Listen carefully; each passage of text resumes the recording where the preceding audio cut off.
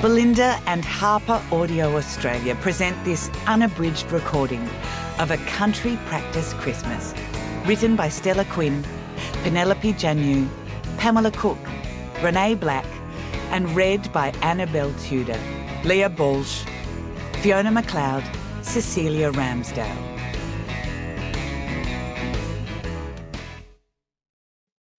The Christmas Cake Wall. Stella Quinn. 4 TON, and that time in the front corridor with the flour crisis. For the fruit cake she's made year in, year out from her mother's recipe, and for bakers everywhere who are custodians of family recipes. Author's note. This is not a historical story, but it is inspired by one. On the 11th of August 1944, when the ongoing war meant tea, sugar, butter, meat and eggs were rationed, a recipe was printed in an Australian newspaper for a butterless and eggless fruitcake.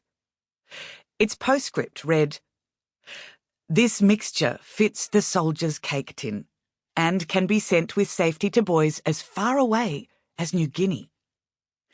The tin to which the postscript refers is the willow-lidded cake tin, thousands of which were manufactured by a Melbourne company during World War II. The boys who received these cakes were sent to New Guinea with no promises of safety, and 7,000 of them didn't come home. 7,000. Chapter 1. The last time Jodie was in Clarence, she met a boy and fell in love. You know, the usual stuff. She had her heart broken too, in case you're wondering. The whole process took about 4 minutes. A waterfall and a rock pool had been involved, and a heroic rescue. And even though a decade and a half had passed since then, she'd never forgotten the breathless moment she was scooped by a boy from deep, scary, ink-black water and brought back up to the sun. Had she been 15, 16 maybe?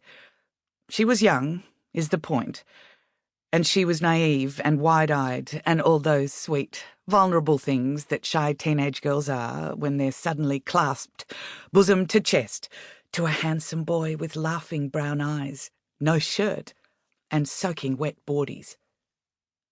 The heartbreak wasn't his fault. She knew that now. He'd done nothing more than save her from drowning, set her on her feet, and return to his friends.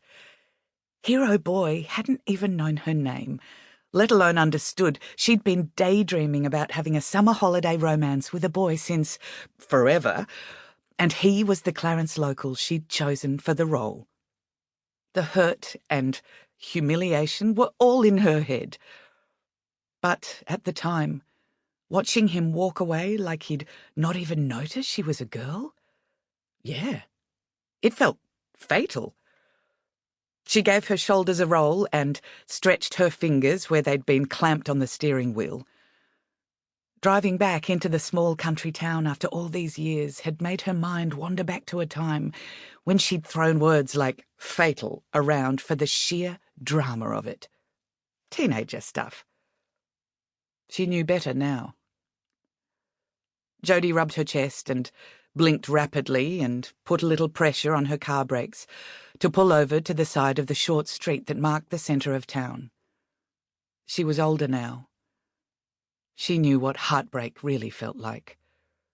What fatal really felt like. She knew.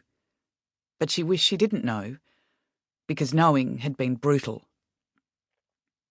She pulled away from the curb, keeping her car at a snail's pace as she began inspecting the passing houses of Lilly-Pilly Street through the dusty windscreen. Not that there were many. A few brick, a few fibro, a few weatherboard.